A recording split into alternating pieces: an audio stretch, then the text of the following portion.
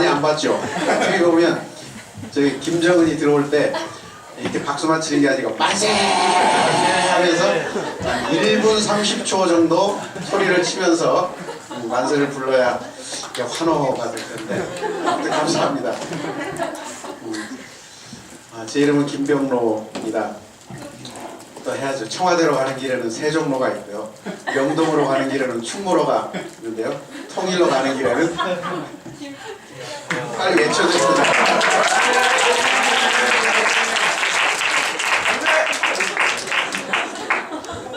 건성건성 하다가는 사형당합니다. 여러분 이렇게 토요일마다 힘든 시간 속에서 이렇게 와서 강의를 듣고 고생 많습니다. 우리 이장로 교수님께서 참 애정을 가지고 리더십 학교를 운영하고 있어서 좀 귀감이 됩니다. 근데 저도 이제 저희 딸 아이가 있고 아들이 있는데 우리 딸도 여기 왔으면 좋겠다 싶었는데 결국에는 이제 공부를 못했어요. 이제 아들이 와서 참 감사하게 생각하는데 뭐 여기 와서 강의를 이장로 교수님 나가시는 얘기 하려고 강의를 듣는다고 뭐 얼마나 많이 배우겠습니까? 토요일날 여기 오는 목적은 이장로 교수님이 그런 배려를 잘 하셨다고 이렇게 남녀 비율을 정확히 맞추신다고 항상 그게 가장 신경 쓰는 부분이라고 그러는데 여기 와서 좀 자매 형제를 만날 수 있는 그런 기회를 꼭 가졌으면 동진이한테도 그런 걸 많이 부탁을 하는데 그래서 이 주변에 앉는 학생들이 누군가 좀 봐라. 지금 여기서 한 4-5명이 주위를 한번 보세요. 누가 있는지 자기 주변에. 그게 자기 짝입니다. 아니면 저 먼 발치에서 이렇게 경외롭게 보고 있는 어떤 분이 있으면 그분이 또 짝이 아닐까. 이장로 교수님이 노심초사 항상 그 고심을 하고 있어요. 부응하기 위해서 짝을 잘 만나서 리더십 학교에서 결혼한 커플들 제가 이제 저희 학교에 조교로도 좀 있었던 안병훈이라고 친구도 있고 뭐 여러 명이 있는데 참 좋습니다. 리더가 되기 위해서 자기 혼자만 되는 게 아니라 같이 아내 또 남편 이렇게 만나서 함께 사회를 같이 했으면 바람이 가장 큽니다. 오늘은 제가 주어진 과제대로 통일 문제에 대해서 여러분들에게 말씀을 드리겠습니다. 이제 두 타임으로 나눠서 해야 된다고 해서 두 타임으로 나눴습니다. 통일에 대해서 강의를 이 커리큘럼 속에서 따로 들었는지는 모르겠는데요. 그러니까 통일에 대한 접근이 여러 관점이 있겠죠. 그러니까 각 전공마다 정치 군사적인 측면에서 통일을 바라보면 핵 문제라든가 또 외교적인 문제 굉장히 중요한 그런 사안들이 있습니다. 그런 문제들뿐만 아니라 가장 중요한 건 뭐 경제적인 접근들 있겠죠. 남북의 경제를 어떻게 같이 통일시키고 통합할 것인가 라는 부분, 뭐 정치적인 측면에서 힘의 논리로 남북 간의 관계를 보기도 하고 뭐 각자 제가 오늘 강의하는 것이 뭐 모든 걸 설명하는 것은 아니겠고요. 그래서 이제 사회학적 관점에서 주로 사람들의 입장에서 남북의 북한이나 한국에 사는 사람들의 입장에서 구성원의 입장에서 개인의 입장에서 아니면 집단의 입장에서 어떻게 통일을 보고 봐야 될 것인가 그리고 거기에 따른 문제점은 무엇이고 어떻게 해결해야 될 것인가 그런 측면에서 제가 살펴보도록 하겠습니다. 크게 통일 관련한 질문들을 사회학적 측면에서 본다면 두 가지 질문들을 많이 하는데요. 아주 평범한 질문입니다. 첫째는 통일이 언제쯤 됩니까? 그런 질문 가장 많이 하고요. 두 번째 질문은 통일 꼭 해야 하나요? 통일은 왜 하는가? 근본적인 질문을 던지는 분들이 있습니다. 통일이 언제쯤 오는가라는 부분에 대해서는 뒤쪽에서 통일의 형태, 통일의 방법, 통일 방안에 따라서 어떻게 달라지는가에 대해서 설명을 잠깐 하도록 하겠습니다. 간단히 설명드리면 정치적인 통합, 정치적인 통일은 시간이 많이 걸릴 것이다. 그런데 통일을 어떻게 생각하느냐, 또 어떤 방법으로 통일이 되느냐에 따라서 다를 텐데요. 만약에 통일이 정치적 통합이 아니라 남북이 자유롭게 왕래하고 경제적으로 통합이 되면서 서로 평화적으로 공존하는 것 자체 그걸 난 통일이라고 생각한다라고 하시는 분들은 이미 통일이 지금 진행 중이다라고 이렇게 볼 수도 있겠죠. 그래서 그런 사람들은 통일이 이미 시작되었다 이렇게 볼 수도 있겠고. 그런데 이제 보다 근본적인 질문이 통일을 꼭 해야 하는가라는 질문인데요. 한국 사람들이 되게 통일을 꼭 해야 하는가, 통일이 필요한가라고 질문을 했을 때 한 절반 정도, 55% 정도가 통일이 필요하다, 통일해야 한다라고 생각하고요. 한 21.5%는 필요하지 않다, 필요 없다. 그래서 이제 통일이 필요 없다라는, 제가 이제 뭐 조금 심하게 표현해서 분리주의자다, 통일 반대하는 분리주의자들이 점점 한국에서도 힘을 얻고 있다. 특히 이제 젊은 세대로 갈수록 통일의 필요성을 좀 낮게 생각합니다. 통일이 필요하다는 의식이 낮죠. 아까 이제 일반 국민들은 55% 됐지만 20대는 43%, 아무래도 이제 60대, 50대 이상, 60대, 70대는 67% 이렇게 많이 나타나고 있습니다. 그리고 또 어떤 민족주의적 관점에서 통일을 해야 되겠다, 통일이 필요하다라고 하는 사람들이 과거에 많을 때는 한 60%까지 됐지만 지금 한 40% 정도 되고요. 이제 점점 더 실용적인 의식 속에서 전쟁 위협을 방지해야 된다든가, 또는 한국이 선진국이 되기 위해서 통일해야 된다라는 그런 실용주의적인 생각을 많이 갖게 됩니다.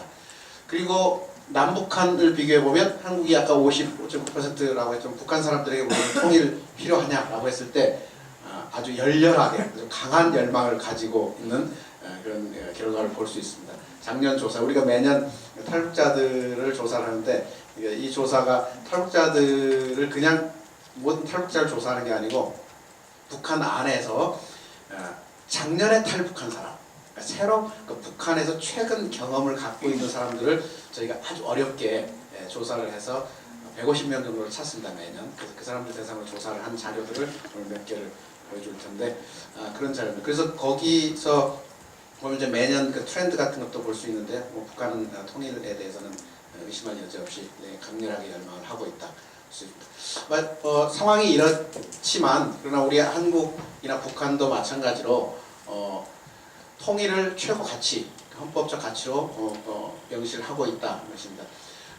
우리 헌법 제4조에 보면 대한민국은 통일을 지향하며 자유민주적 기본질서에 극한 평화적 통일 정책을 수립하고 추진한다, 이렇게 명시하고, 국민들의 생각이 무엇이든 간에 상관없이 국가적으로 명시하고 있다. 북한도 마찬가지로 헌법 구조에 조선민주주의인민공화국은 쭉 나가서 자주 평화통일 민족대응의 원칙에서 조국 통일을 실현하며 투쟁한다, 이렇게 모습을 받고 있습니다. 그런 측면에서 남북이 국민들이 통일을 하겠다, 필요 없다라는 것과 상관없이 정치하는 사람들의 입장에서는 굉장히 중요하게 추진할 수밖에 없다라고 볼 수 있습니다. 그래서 박근혜 대통령도 모든 대통령마다, 들어오는 대통령마다 통일에 대해서 정책을 세우고, 또 이걸 국가적인 목표로서 정치의 아젠다로 다루고 있습니다.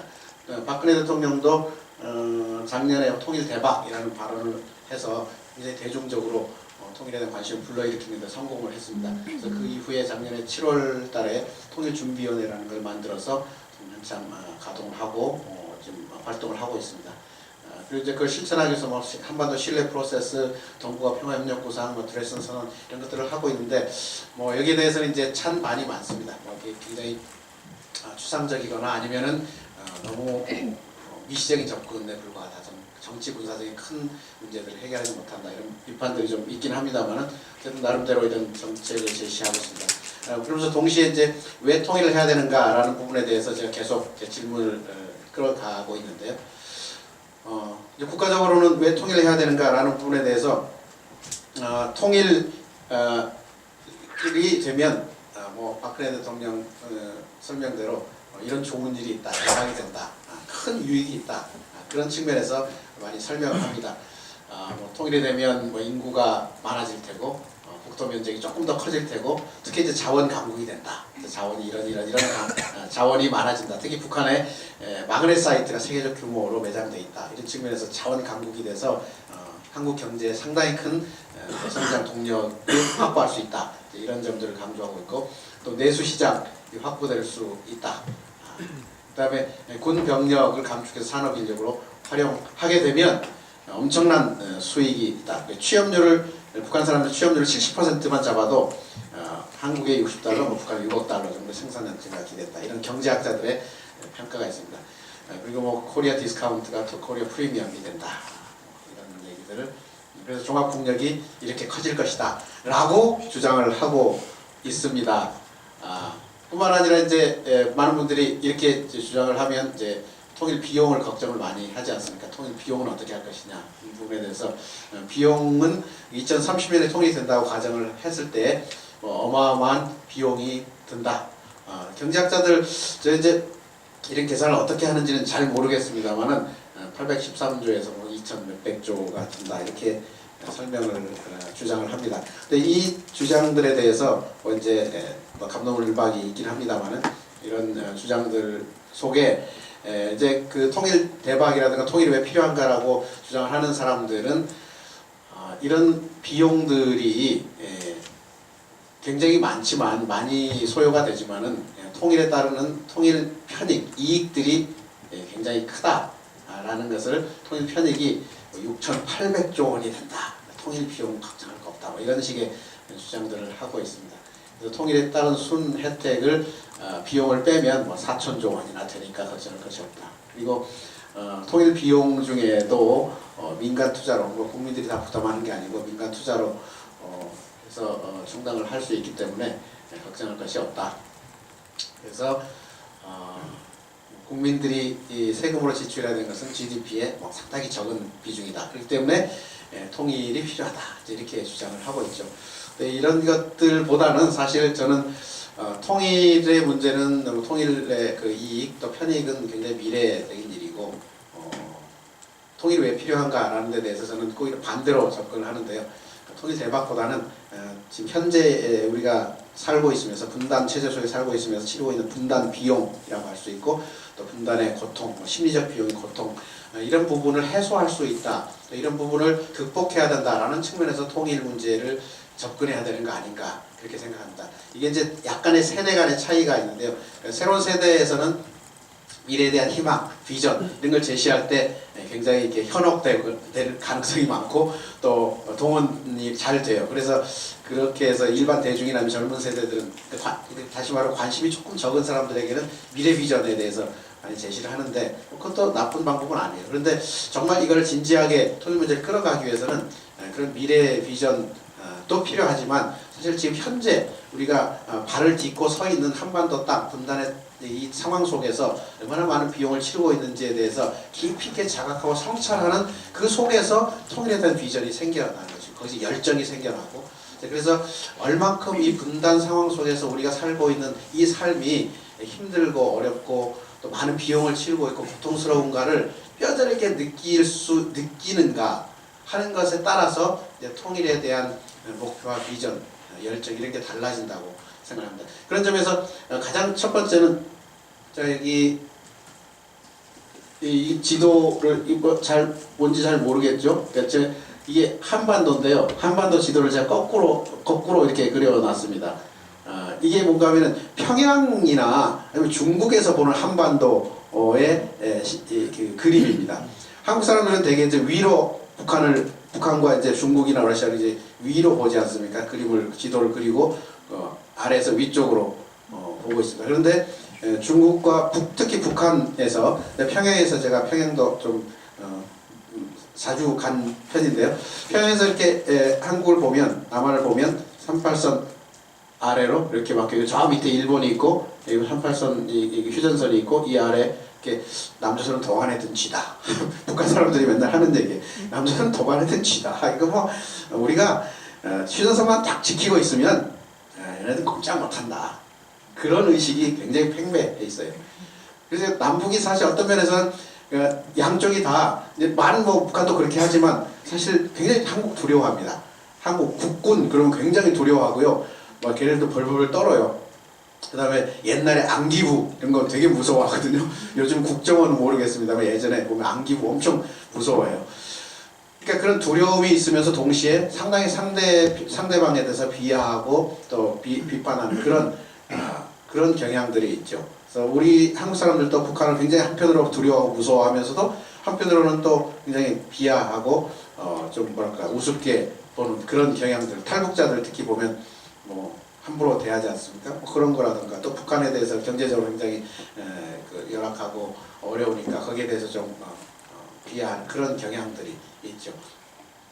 그래서 그런 한국 사람들이 한국 사회가 당면하고 있는 지리적 폐쇄성과 그 비용 굉장히 크다고 봅니다. 이것들을 빨리 이제 헤쳐나가야 된다, 극복을 해야 된다라는 측면에서 통일이라는 것을 뭐 추상적으로 정치가 하나, 정치 체제가 하나 되고 국가가 결합되고 이런 통일보다는 지금 현재 있는 이 남북의 지리적인 폐쇄성을 어떻게 극복해내야 될 것인가, 극복할 것인가 라는 측면에서 좀 구체적으로 말하면 경의선 도로, 경의선 그다음에 동해선, 서해안 이 철도 도로를 연결하고 자유롭게 이제 중국과 러시아 대륙을 왕래할 수 있는 이렇게 개방된 지리적 체제를 만드는 것이 통일의 시작이라고도 할 수 있을 것 같습니다. 한국 사람들 경우는 이런 폐쇄적인 공간 속에 오래 있다 보니까 자꾸 이제 폐쇄적인 마인드가 형성되고 좀 뭐 소극적인 이런 의식들이 형성이 되어 있어요. 좀 진취적이지 않고 그래서 한국 사람들의 배타적인 의식들이 이런 지리적 폐쇄 공간에서 많이 강화되는 측면이 있지 않은가 봅니다. 그런 면에서 정말 이 사람들의 의식과 가치관이 이 지리적 구조, 또 지정학적인 구조에 절대적으로 영향을 받습니다. 북한 사람들이 뭐 평소에 한국에 대해서 이렇게 뭐 경멸하라고 가르친 건 아닐 텐데 한국 사람들에 대해서 항상 한국을 볼 때 한국은 갇혀있다, 지리적으로 갇혀있다라는 의식을 북한 사람들이 갖고 있거든요. 그렇다는 것은 지리적인 위치 속에서 자연스럽게 터득한 그런 지식이 아닌가 그런 생각이 듭니다. 그래서 한국 사람들에게 통일 문제는 사실 이게 지리적으로 개방 체제를 만드는 것이 저는 가장 급선무다. 그래서 이런 의식들을 우리가 강하게 얼마큼 갖느냐라는 것이 중요한 것 같습니다. 제가 이제 미국에서 공부하면서 뉴욕에서부터 미국 좀 상상이 되나요? 뉴욕 동부에서부터 LA까지 이렇게 차로 왕래하면은 그러니까 한 번 가는데 3일 걸립니다. 72시간 안 쉬고 조금씩 이렇게 화장실만 들다가 72시간 3일 걸리는데요. 한번 이렇게 왕래를 해보면 좀 가슴이 좀 넓어지는 것 같고요. 뭔가 세상이 달라 보이는 그런 느낌이 들어요. 그리고 남북을 이렇게 오가는 것도 마찬가지고 남북을 한번 횡단을 해보면 종단을 해보면 정말 뭔가 이 세상을 다른 눈으로 보게 되는데 세상이 다 연결되어 있다, 또 트여 있다 이렇게 그런 느낌을 받는데 한국에서는 사실 땅이 좁고 사람이 많고 승용차로는 이렇게 갈 데가 마땅치 않죠. 저희 시골 지방에 갔다가 이제 서울에 올라오면은 우리 집이 끝이에요. 올라오는 끝 막혀 있으니까. 그런데 그 대전에서부터 서울로 올라오는 길에 보면은 AH1이라고 이렇게 써 있는 걸 보셨는지 모르겠어요. 저는 그런 걸 유심히 보는데 미국 같으면 인터스테이트 80, 70, 60 이런 게 있잖아요. 근데 그걸 딱 타면 이게 어디까지 이 도로가 어디까지 가는가라는 게 표시가 되는데 AH1이라는 게 아시안 하이웨이의 약자인데요. 그 1번 아시안 하이웨이 1번이 지금 부산에서 또 광주에서부터 대전으로 해서 서울에서 이제 평양으로 해서 쭉 아시아가 이제 연결되어 있는 1번 인터스테이트 1번이 있어요. 국가 도로 1번. 그걸 타고 만약에 이렇게 대전에서 올라올 때 우리 집 서울로 엑세스 서울로 빠져서 우리 집을 가지만 이걸 계속 타고 가면은 평양이 나오고 중국 뭐 어디가 나오고 해서 뭐 아시안 하이웨이가 아니라 이제 중동이나 유럽이나 뭐 아프리카까지 쫙 이어질 거 아닙니까 이 도로가. 그걸 생각하면서 잠깐 오다 보면 이제 우리 집에 도착하는데 지금 현재 한국 사람들의 의식 구조는 그냥 뭐 동해안 가도 삼면이 바다 한면이 철조망 꽉 막혀서 이 안에서 사람들이 70년 산다고 생각해 보십시오. 습성이 어떻게 변했을까? 저는 항상 그런 생각을 하는데 이 동물원에 이제 사자나 이 호랑이들이 갇혀서 있는데 야생의 넓은 들판에서 뛰어놀아야 될 이런 야생 동물들을 이제 대공원 우리에 가다 놓고 있다. 한 70년, 60년 거기서 왔다 갔다 하다가 그 동물들의 습성이나 습관이 어떻게 변하게 될 것인가 상상만 해도 짐작할 수 있겠죠. 이제 그런 면에서 참 우리나라 대한민국의 미래를 기억하기 위해서는 이 지리적인 개방 체제를 반드시 만들어야 된다. 저는 답답해서 못 살겠어요. 한국에서 중국만 가도요. 정말 요즘에 고속도로가 얼마나 잘 나 있는지 막 대륙이에요. 정말 광활한 대륙 중국이. 그리고 유럽도 땅은 좁지만 그래도 뭐 여러 나라들이 다 연결돼 있고 영국과 프랑스는 이제 영국은 섬나라 그런 폐쇄성 때문에 일본이 이제 그런 그 시급성이 있겠지만 이렇게 해저 터널을 뚫어서 프랑스하고 연결시켜서 대륙으로 지금 그 연결돼 있고 그래서 그런 체제를 생각하면 정말 한국이 하루빨리 중국, 러시아 대륙과 소통을 해야 된다. 지리적으로 소통을 해야 된다. 그런 측면에서 좀 우리가 통일 문제를 조금 더 이렇게 감각적으로 느낄 수 있으면 좋겠다 생각이 듭니다. 경제 군사적 비용 여기 혹시 이제 보니까 되게 군대 다 갔다 온 것 같은데 군 필자들인 것 같은데 아직 군대 안 간 학생들 있나요? 없는 것 같은데 안 간 학생들 있으면 삼가 조의를 좀 제가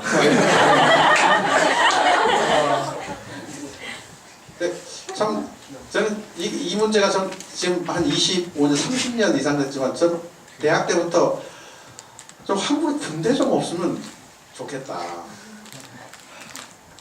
근데 지금 젊은이들도 이제 학교에서 강의를 해보면 젊은 학생들도 그냥 군대는 당연히 가는 걸로 주어진 조건이기 때문에 간다 이렇게 생각하지 안 갈 수 없느냐라는 문제 제기를 하는 거예요. 저는 대학 때 그냥 미치도록 이 제도가 없어졌으면 좋겠다. 좀 자유롭게 내가 공부할 수 있는 만큼 공부하고 뭐 유학 갔다가 다시 돌아와서 제가 군대를 했는데 유학을 군대 안 마치고 갔다가 석사 마치고 돌아와서 군대를 했는데 그때 안 오려고 얼마나 제가 발버둥 쳤는지 그래서 제가 처음에 유학 갈 때는 군대 안 가겠다 그런 심정으로 갔다가 이제 그리고 뭐 유학 가기 전에 뭐 사인을 하고 가는 게 있어요. 부모님들이 뭐 벌금을 얼만큼 물게 되면 뭐 처벌 조항 같은 게 있는데 부모님들이 이제 전화가 온 거예요. 내가 한국에 안 가겠다, 군대 안 하겠다 그러니까 이거 안 오면 이제 어떤 피해가 우리 집에 있다.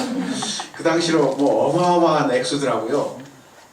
요즘 같으면 뭐 한 10억 정도를 벌금으로 물어야 되고 뭐 그런 조항들이 있어요. 그래서 그 때문에 할 수 없이 제가 눈물을 머금고 한국에 와서 군대를 하게 됐지만 정말 대한민국 모든 남성들이 운동도 해야 되고 스포츠 스타로도 세계적으로 커야 되고 뭐 강남 스타일 뭐 싸이처럼 뭐 문화적인 활동들 뭐 세계적으로 활동을 요즘 많이 하잖아요. 근데 다들 뭐 군대 때문에 발목이 잡힌다 이런 얘기를 하는데 참 안타깝죠. 모든 세계 나라 사람들 살아가는 거 보면 이제 군대로 이렇게 고민하는 나라 많지 않거든요.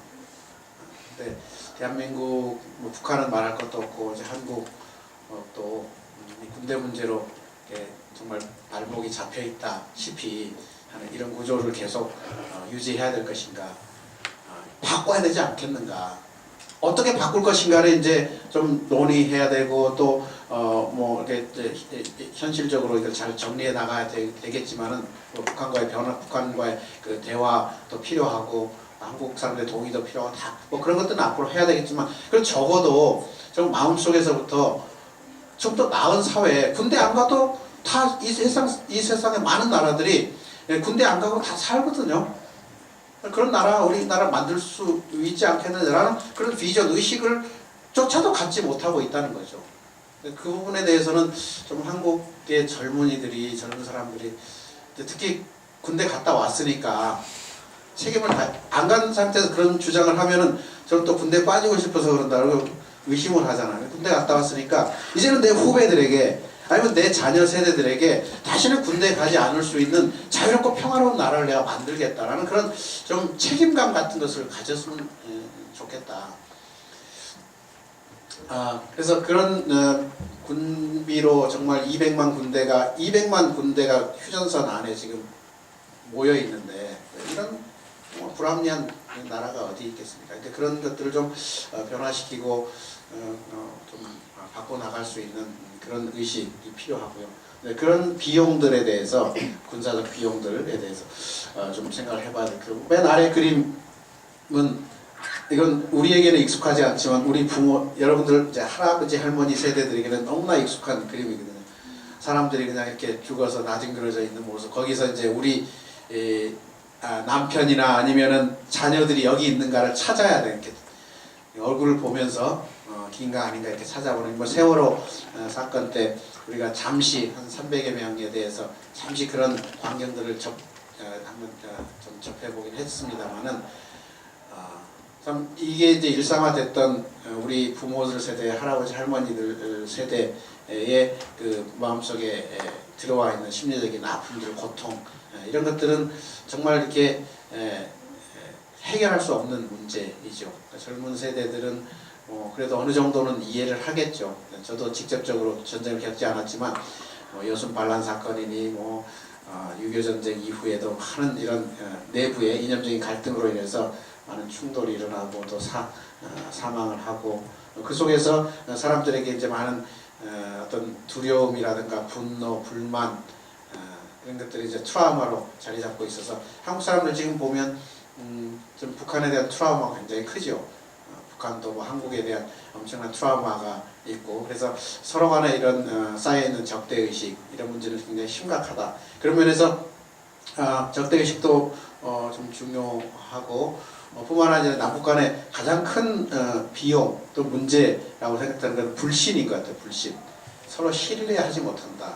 이게 이제 남북 간의 신뢰가 없다 보니까 사회 내부적으로도 아무리 믿을 수 있는 사회 박근혜 대통령이 그래서 신뢰 프로세스라고 남북 간의 신뢰를 되찾아야 된다. 신뢰를 확보하면서 작은 신뢰부터 이제 해결해 나가야 된다. 그렇게 주장하는 것 접근 방법, 그 문제의식 자체는 굉장히 정확하다고 봅니다. 신뢰가 상실되어 있다. 남북 간에. 그거 맞는 얘기죠. 가장 중요한 것은 어떻게 이제 신뢰를 회복할 것인가. 이런 측면에서 접근하는 건 굉장히 중요한데 그래서 다 알지만 후쿠야마 얼마 전에 왔다 간 프랜시스 후쿠야마가 21세기에 소셜 캐피탈, 21세기의 국가 발전은 이제 돈, 자본의 문제가 아니다. 자본은 뭐 어느 정도 좀 유지되니까 자본의 문제가 아니고 소셜 캐피탈이라고 하는 트러스트라는 사회적 자본, 트러스트, 신뢰라고 하는 사회적 자본이 국가 발전을 견인해 나갈 것이다. 왜냐하면 신뢰가 없는 사회는 그 신뢰를 감시하는 비용, 부정부패를 감시하는 비용들이 엄청나게 커서 결국에는 국가 발전을 할 수 없다라는 것을 세계적인 여러 사례들을 가지고 증명을 해내고 그래서 트러스트라는 것, 신뢰라는 것이 굉장히 중요하다. 국가 발전을 위해서 중요하다라고 주장을 하고 있는데 그런 견지에서 볼 때도 이 남북 간에는 정말 지난번에 97년에 IMF를 우리가 당면을 했지만 이코노믹 캐피탈의 뱅크럽트가 아니고 소셜 캐피탈이 남북 간에 완전히 뱅크럽트 된 상태에서 이걸 복원하는데 상당히 큰 문제가 있죠. 그런 면에서 사실 신뢰를 회복하자는 측면에서 이제 통일이라는 것을 우리가 강조하고 있고 제안을 하고 있는 것이죠. 어쨌든 왜 통일을 해야 되느냐라고 했을 때 통일이 대박이라는 면도 한편으로 이제 우리가 유념을 해야 되겠지만 현재 우리가 분단체에서 살고 있는 이 시점에서 얼마큼 이 분단의 비용들이 많이 지불되고 있는지 그래서 이 비용을 극복해야만 앞으로 대한민국의 미래가 있다는 그런 견지에서 통일은 21세기 대한민국의 미래 전략이고 기획이다. 그래서 이제 뭐 많은 동의를 하실 수 많이 동의를 할지 안 할지 모르지만 왜 통일을 해야 되느냐라고 물으면 이제 생각을 조금 바꾸어서 통일 자체에 대한 그 근본적인 문제, 정치적인 문제는 또 별도로 하더라도 이 분단의 문제, 통일이라는 것은 분단과 짝을 이루는 거 아니겠습니까? 분단 때문에 우리가 분단 70년인데 분단 때문에 이 분단을 극복하는 것을 통일이라고 우리가 상징화해서 우리가 설명을 하고 있는 것이죠. 그래서 통일이 왜 필요하냐라고 했을 때 통일 대박뿐만 아니라 분단의 극복, 분단의 비용을 해소하는 차원에서 통일이 필요하다 이렇게 생각을 결론을 내릴 수가 있겠습니다. 통일이 언제쯤 됩니까? 라는 주제로 넘어가면 통일의 방식에 따라서 언제 통일이 되는가가 통일이 언제 될 것인가가 달라진다. 흡수통일, 무력통일, 합의통일 이렇게 볼 수도 있겠고요. 뭐 여러 방식의 통일들, 뭐 베트남 같이 무력 통일도 있을 수 있겠고 또 동서독까지 흡수 통일도 있을 수 있겠고요. 예멘처럼 합의 통일을 했다가 다시 무력 통일하는 그런 경우도 있겠고, 뭐 일반적으로 흡수 통일 내지는 뭐 협상, 합의에 의해서 통일을 해 나간다고 가정을 해야 되겠죠. 그렇게 볼 때 이제 남북한이 각각 이제 서로 우리 한국 쪽에서 없고 북한 쪽에서 없고 통일을 어떻게 해야 되겠다라고 제안하는 방안들이 있을 겁니다. 우리 한국의 통일 방안, 우리 남한 정부의 통일 방안에 대해서 아는 사람 있습니까? 공식 명칭에 대해서? 예, 잘 모르십니까? 여기 써 있는 민족공동체 통일 방안이라는 것입니다. 민족공동체 통일 방안으로 통일을 하자 이렇게 주장하고 있고, 또 북한 경우는 고려민주연방공화국 창립 방안이라는 이 제안을 하고 있습니다. 그래서 이 방안들이 뭔가 뭐 어려운 얘기지만 아주 간단하게 살펴보면은 민족공동체 통일 방안은 3단계로 통일을 하자는 것인데, 화해협력 단계를 거쳐서 남북연합이라는 그런 단계를 거쳐서 통일국가로 가자라는 것이고, 뭐 자주 평화 민주의 원칙에 의해서 통일을 추진하자라는 것이고요. 북한의 경우에는 고려민주연방공화국 창립 방안인데, 이것은 연방제 1국가 2체제로 통일을 하자라는 그 여기 있는 대로 이제 연방 최고 최고 민족 연방 회의라는 걸 구성하고 연방 상설위원회 를 구성해서 통일을 하자라는 것이 이런 안인데요. 이걸 좀 간단하게 정리를 해보면, 이제 크게 이제 통일의 방식을 정치학에서 보자면 이제 두 가지 방법이 있다. 만약 예를 들면 회사와 회사가 M&A를 한다거나 통합을 할 때 두 가지 방법이 있을 수 있겠죠. 국가와 국가 간의 통합은 특별히 그렇고요.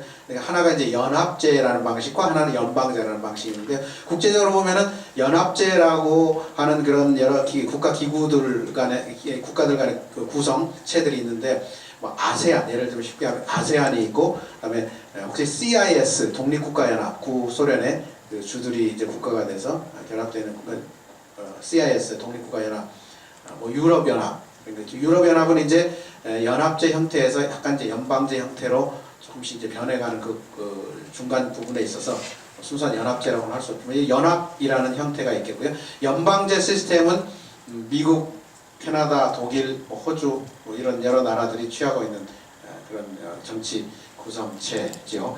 그래서 이렇게 보면 그 연합제라는 것은 아세안이나 뭐 CIS에서 보듯이 연합 정부가 각 개별 정부의 구속력이 있는 게 아니고 자율적이고 독립적인 그런 국가를 운영하면서 상징적인 중앙 기구를 구성하는 것을 연합이라고 하고요.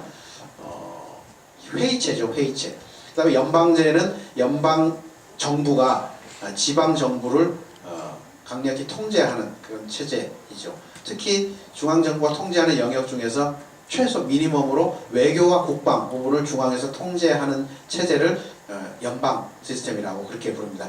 그런데 이런 측면에서 보면은 한국은 민족 공동체 통일 방안이라고 이렇게 부르긴 하지만 한국은 연합제라는 방식으로 남북이 통일하자라고 주장을 하고 있고, 북한은 그렇게 국가연합식으로 그런 방식으로는 좀 어렵다.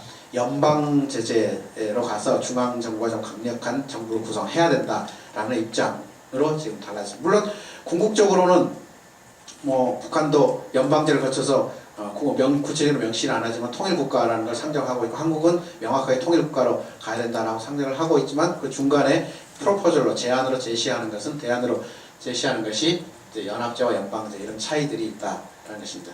뭐 여러분이 어떤 방안이 더 현실적이라고 생각하고 또 좋은 방안이라고 생각하는지 조금 이따 한번 시간이 있으면 토론을 해보도록 하겠고, 그래서 저는 이제 제 나름대로는 한국의 그 통일 방안과 또 이제 뭐 현실적인 것들을 좀 고려해서 화해협력 단계를 거쳐서 남북연합을 거쳐서 통일국가를 바로 상정하지 않고 이게 연방제로 갈지 아니면 통일국가로 갈지 또 다른 제3의 형태로 갈지 좀 개방형 통일국가 모델을 좀 제안을 해보고 있습니다. 제가 이제 정부 통일방안을 조금 다르게 주장하는 것이 잠정적 최종 형태로서 남북연합을 최종 형태로 우리가 북한에 제시를 해야 된다. 그 이후에 통일국가라는 것은 그 이후의 세대가 합의해서 통일로 갈지, 이제 진짜 국가 통합 형태, 정치 통합 형태로 갈지, 아니면 북한이 말하는 연방제로 다시 갈지, 또 뭐 어떤 다른 새로운 형태로 갈지에 대해서 세계를 열어놓는, 뭐가 이렇게 나오나요? 예, 그래서 이런 개방형 통일 국가 모델을 주장을 할 수가 있습니다. 예, 그래서 이제 마지막 이제 이런 통일 방안들을 제시하고 통일을 하자라고 이제 국가적으로 준비도 하고 또 통일준비위원회 뭐 많은 제안들도 하고 있는데, 남북이 이제 통일 과정에서 정치적인, 경제적인 또는 군사적인 차원에서가 아닌 일반 국민의 입장에서 또는 사회 구성원의 입장에서 통일 과정에서 발생할 문제점들, 그러니까 사회적인 관점에서 어떤 문제점들이 발생할 것인가라는 것을 제가 6가지로 전진했습니다. 이 문제들을 이제 우리가 통일 과정에서 유념하면서 어떻게 이 문제들을 통합적으로 또 공동체의 의식을 함양하는 그런 방식으로 통일을 해낼 수 있을 것인가라는 것이 이제 오늘의 주제입니다. 그래서 휴식하기 전에 제가 6가지로 통일 과정에서 발생한 사회 문제들 또 갈등에 대해서 좀 정리를 해보겠습니다. 첫 번째가 대량 인구 이동과 대규모 실업으로 인해서 생겨난 사회 혼란, 비용이 증대할 것이다. 동서독 경우에도 많은 실업자, 30% 정도 실업률이 40%가 발생을 했는데, 한반도 경우에도 30-40%가 실업자 생겨날 것이고, 또 이제 인구 이동이 굉장히 급격히 일어날 것이다. 특히 이제 북한 쪽에서 한국으로 오는 경우가 많을 테고, 또 한국 사람은 또 북한으로 이동하는 사람들이 많을 것입니다. 독일 경우에는 짧은 기간 동안에 정부에 붕괴된 바로 직후에 한 2개월 동안에 18만 명이 서독으로 이주를 했었는데, 한국에서는 뭐 26만 명 정도 되지 않을까 싶고, 실업률 같은 경우는 경제활동 인구가 1100만 명인데요. 330만 명 정도 실업자가 될 테고, 도시노동자 100만 명 정도 실업자가 양산이 될 것이다. 이 문제를 어떻게 해결할 것인가. 뭐 경제적 문제이기도 하지만 사회적 문제이기도 하죠. 두 번째는 이제 불평등 확대라는 계층 문제들. 지금 남북 간의 경제적 격차가 엄청 커져 있습니다. 40배 정도 이렇게 격차가 나고 있어서, 남북이 통합이 되면 북한의 2,400만 인구가 소수 빼고는 나머지가 다 한국의 최빈곤층으로 전락을 하게 돼서 이 빈익빈 부익부의 이 빈부 격차의 문제가 아주 심각한 사회 문제가 될 거예요. 그러니까 남북이 통합하는 것이 또 그 사람이 이렇게 동질성을 느낀다는 것도 이렇게 이제 남녀가 사귀면서도 좀 그런 걸 느끼겠지만, 이게 빈부의 격차, 이 재력의 차이가 너무 나면 공감대가 좀 없죠. 그러지 않습니까? 그런 걸 혹시 느끼시는지 모르겠어요. 그래서 친척들도 마찬가지. 친척들 중에도 너무 돈 많은 친척 집에 가면 위화감이 느껴지고, 그 다음부터는 이제 발걸음이 잘 가지 않게 되죠. 어떤가요? 그런가요? 돈 많은 친척집 자주 가고 싶은가요? 어떤 남북 간에도 심각한 문제가 될 거라고 봅니다. 그리고 세 번째는 복지 교육 정책 문제인데요. 이게 이제 무상교육제가 11년이라고 썼는데 지금 12년으로 지금 늘려졌죠.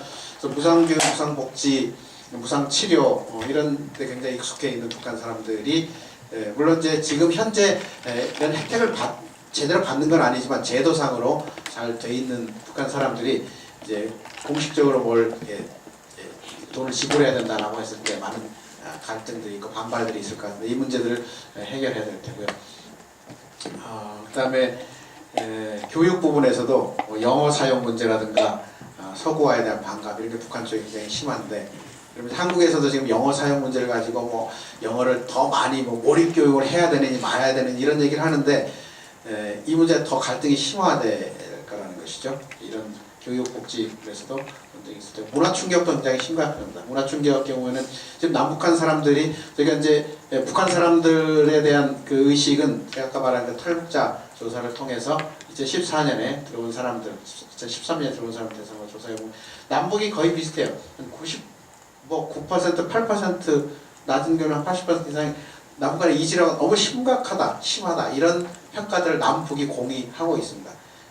이거는 실제와는 얼마큼 다를지 모르겠는데요.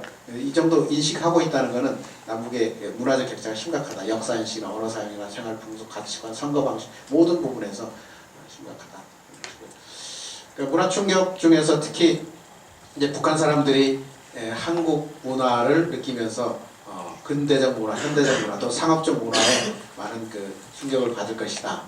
물론 한국 사람들이 북한을 보면서 좀 느끼는 약간의 그 충격도 있을 거예요. 왜냐면 북한이 너무너무 전통 지향적인 사회, 유교적 가치 이런 것들이 강하게 남아 있어서 아마도 예를 들면 뭐 국가에 대해서 충성해야 된다, 부모에 대해서 효도해야 된다, 남녀 간에는 엄격한 구분이 있어야 된다, 여자는 설거지하고 밥하고 뭐 이렇게 해야 되고 남자는 가서 뭐 육체적인 노동을 하고 이런 의식이 너무 강한 거예요. 한국은 많이 근대화되고 서구화돼서 바뀐 반면에 그런 부분에서 한국 사람들은 너무 북한 사람들이 이제 전통지향적이고 또 권위주의적인 체제 그런 사람들에서 놀랄 테고 북한 사람들은 한국에서 너무 또 개방돼 있고 또 뭐 특히 이제 성역할 같은 데서도 많이 변화가 돼서 큰 문제가 될 것이다 하는 것이고요. 특히 북한 사람들이 한국의 그 생활 템포, 생활 스피드가 엄청나게 빠르다는 것에 잘 적응을 못하는 경우가 많습니다. 그다음에 다섯 번째는 사상 이념의 대립인데요. 사상 이념은 북한이 이제 조선민주주의인민공화국, 한국의 대한민국이라는 그 정치 체제가 존재하면서 그것이 이제 이념적으로는 자유민주주의 체제, 한국은 북한은 인민민주주의라는 이 개념의 차이가 있고 민주주의에 대한 차이도 만만치 않습니다. 이 사회주의와 자본주의 간에 만만치 않아요. 왜냐면은 이제 우리는 당연히 북한도 민주주의를 지향한다고 하고 있고요. 한국도 민주주의를 지향하고 있죠. 근데 우리는 이제 북한을 독재라고 부르고 북한은 한국을 파쇼라고 불러요. 그런 약간 이해 차이는 한국에서만 이렇게 교육받고 이제 이런 비슷한 교육만 받으면 사회주의에 대한 이해가 거의 없죠. 근데 사회주의에서 중국이라든가 소련이라든가 이런 사회주의에서 사는 사람들은 또 사회주의적 가치에 대해서 교육을 받으니까 사회주의 가치가 좋다. 또 자본주의 또는 자본주의에서 하는 자유민주주의라는 것은 지극히 개인적이고 소수의 권력자들이 다수를 지배하는 파쇼 정치다라는 것에 대해서 비판을 하게 됩니다. 근데 그런 면에서 이 민주주의 가치에서도 이렇게 경쟁하기가 쉽지 않아요.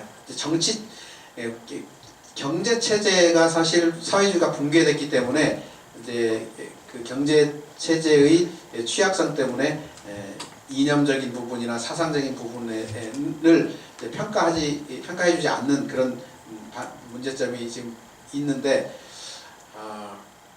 사회주의에서 유럽이라든가 이제 서구에서 사회주의자들은 이런 부분에 대해서 많이 지금 불만을 많이 가지고 있죠. 그러니까 이게 제대로 평가받지 못하고 있다라는 부분. 북한도 마찬가지예요. 북한 사람들도 자기들 나름대로는 자기들 체제가 굉장히 민주적이다. 그러니까 사회주의적 시각에서 오는 민주주의. 그러니까 사회주의 민주주의 차이는 사회주의는 결과의 민주주의고요. 자유민주주의는 절차상의 절차를 강조하죠. 민주주의의 절차성을 강조하게 되고요.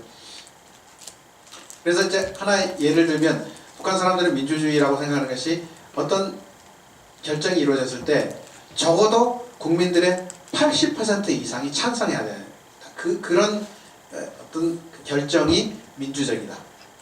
민주주의의 가장 핵심 중에 하나가 다수결 아니겠습니까? 그래서 이제 자본주의, 자유민주주의 체제에서도 이 다수의 의견을 모으기 위해서 투표를 한번 해서 과반수를 얻지 못하면 두 사람을 놓고 결선 투표라는 걸 하게 되죠. 그래서 어쨌든 결과적으로 과반수 이상을 넘겨야만 정당성이 인정되는 그런 형태로 민주주의를 지금 이끌어가고 있죠. 그런데 대부분은 이번 그 지방선거, 국회의원, 재보선 선거에도 봤지만은 투표율 자체가 뭐 한 30% 정도이고 거기에서 또 몇 트랙에 나눠지잖아요.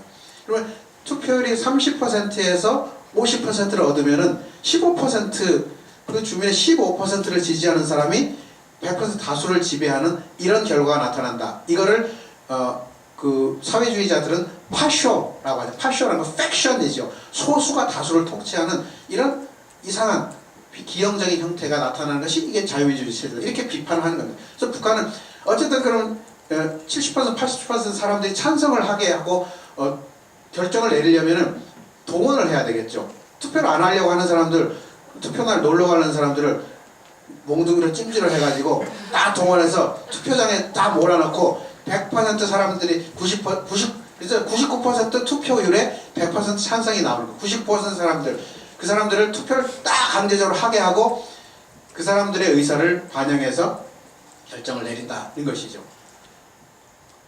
어떤 게 더 좋은가요? 15% 정도라도 그 사람들이 그냥 다수를 지배하는 게 좋은지, 아니면 강제로라도 투표를 하게 해서 결정을 받아내는 것이 좋은지. 그거는 이제 여러분 뭐 학교에 학생 선거할 때도 보면 투표 안 돼가지고 계속 무산되고 그런 걸 보시잖아요. 어떤 그런 문제점들을 이제 어떻게 해결해야 될 것인가라는 것이 이념과 사상 문제들이고요. 조선과 한국의 이 국가 정체성, 민족 정체성 중에 또 다른 하나 굉장히 중요한 것이 뭐냐면은 조선과 한국이라는 것이 담고 있는 단순한 그 국명의 차이, 나라 이름의 차이가 아니에요. 북한이 조선, 우리 한국인데요.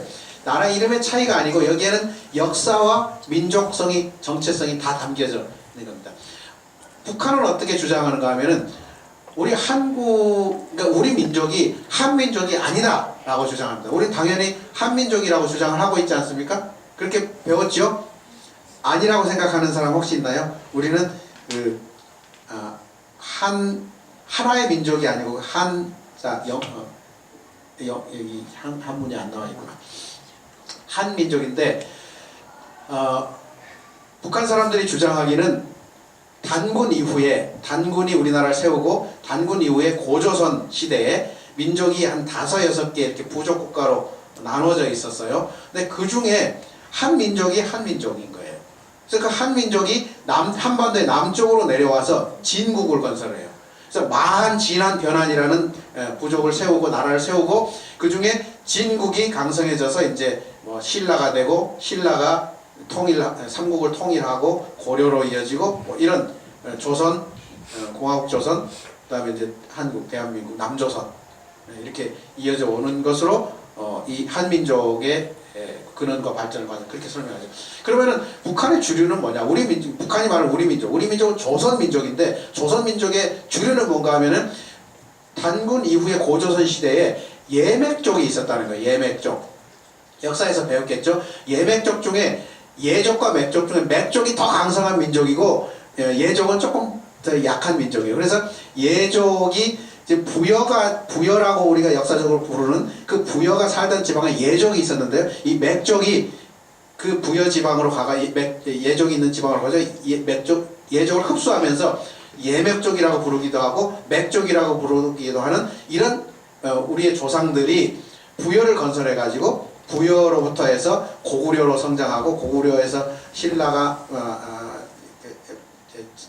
진격을 해와가지고 패망을 하고 발해로 남은 사람들이 발해로 가서 발해를 세워서 발해로 존재하다가 이제 고려가 세워지면서 고려로 흡수돼가지고 이제 최초의 통일 국가를 고려로 보는 거죠. 그래서 고려에서 조선으로 넘어오고 조선에서 식민지를 거쳐서 지금 공화국 조선으로 이어지고 있다. 우리 민족은 조선 민족이다.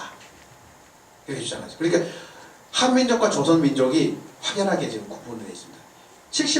분단 70년이 된 상태에서 남쪽 북쪽의 사람들이 학자들이 객관적으로 연구를 하려고 했겠죠. 학술적이고 객관적으로 연구를 하려고 했지만 70년이 지난 지금에 보면 북쪽은 북쪽 중심, 남쪽은 남쪽 중심으로 역사를 해석할 수밖에 없는 이런 문제가 발생하고 있는 거죠. 그러니까 이 역사라든가 학문이라는 것도 사실 굉장히 객관적으로 하는 것 같지만은 정치 체제 이념에 완전히 지배받고 있는 거죠.